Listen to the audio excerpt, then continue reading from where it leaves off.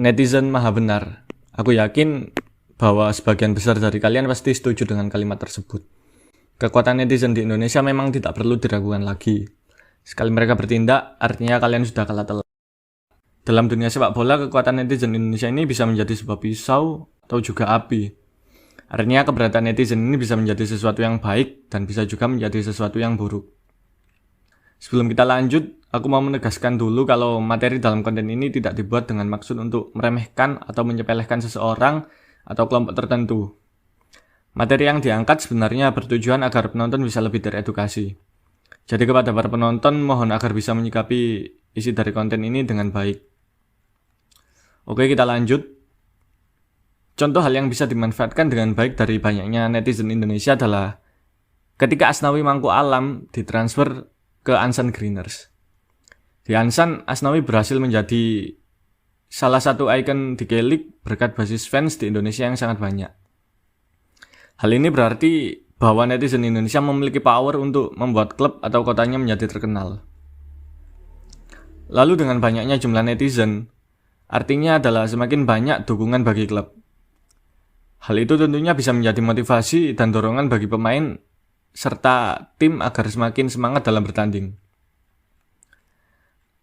Namun sayangnya banyak juga hal-hal negatif atau yang cukup memalukan yang melibatkan netizen kita.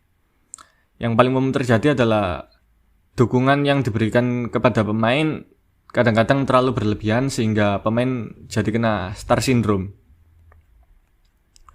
Contoh lainnya adalah ketika Asnawi menjadi eksekutor penalti dalam pertandingan Ansan Greeners melawan Kim Chon Sangmu. Asnawi yang sudah mencetak gol dari titik putih harus mengulang kembali tendangan penaltinya karena sebelumnya rekannya Anderson Canoto dianggap masuk ke kotak penalti sebelum Asnawi benar-benar menendang bola. Alhasil gol penalti tersebut dianulir dan pada tendangan kedua Asnawi gagal untuk menjebol gawang Kim Chon Sangmu. Setelah kejadian itu, netizen Indonesia menyerang akun dari rekan Asnawi tersebut. Mereka membanjiri kolom komentar akun Instagramnya dengan kalimat-kalimat umpatan. Hal ini tentunya akan berdampak buruk bagi hubungan Asnawi dan juga Anderson Canoto, mengingat mereka merupakan rekan satu tim. Asnawi tentunya akan jadi ngerasa gak enak sama dia akibat kelakuan dari netizen. Akibatnya bisa saja hubungan keduanya tidak harmonis dan akan berdampak kepada performa tim. Pada akhirnya semua pihak akan dirugikan akibat kelakuan toksik dari netizen ini. Selanjutnya adalah ketika Indonesia berhasil mengalahkan Singapura di Piala AFF kemarin.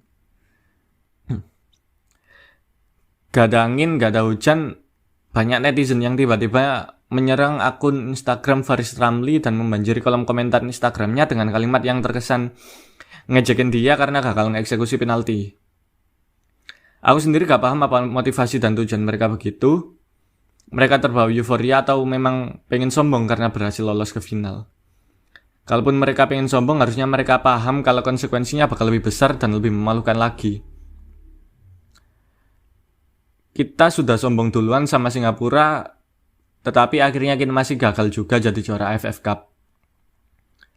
Meskipun Singapura gagal lolos ke final dan Faris Ramli gagal mengeksekusi penalti, tapi setidaknya mereka bisa menyombongkan sejarah 4 kali juara Piala AFF.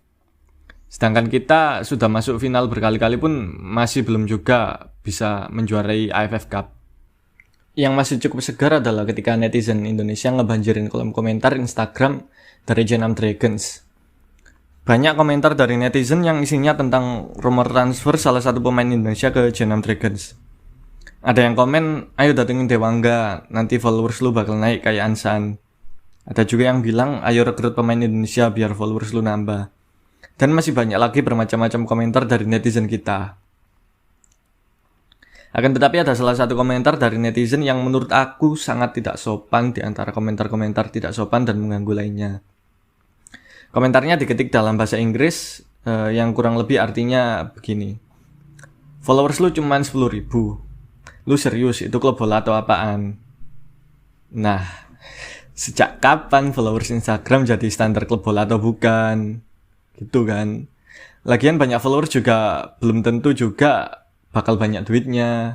Dan anehnya lagi adalah banyak akun-akun yang akunnya sebagai akun bola atau media bola yang justru malah ikut-ikutan bahkan memperparah dengan membuat postingan-postingan yang terkesan clickbait, tidak berdasar, atau kalau kata orang Jawa itu negesi, yang malah membuat netizen kita makin tidak terkontrol.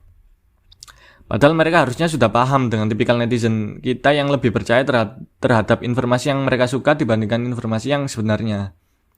Aku tahu betul ketika akun K-League Indonesia Fans mencoba menjelaskan bahwa berita tentang transfer pemain Indonesia ke klub K-League yang beredar di media Indonesia itu belum valid dan bahkan terkesan hoax.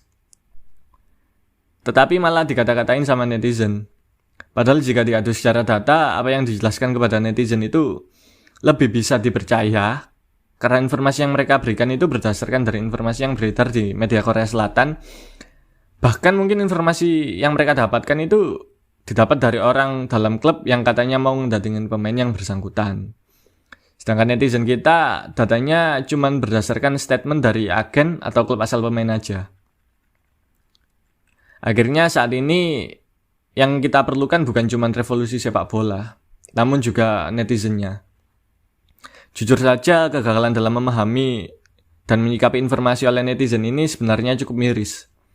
Banyaknya pengguna internet atau netizen adalah hal yang harusnya bisa menjadi nilai tawar dari sepak bola kita. Tetapi jika budaya seperti ini masih sering terjadi, bisa-bisa hal itu malah bikin kultur sepak bola kita sulit diterima di luar sana.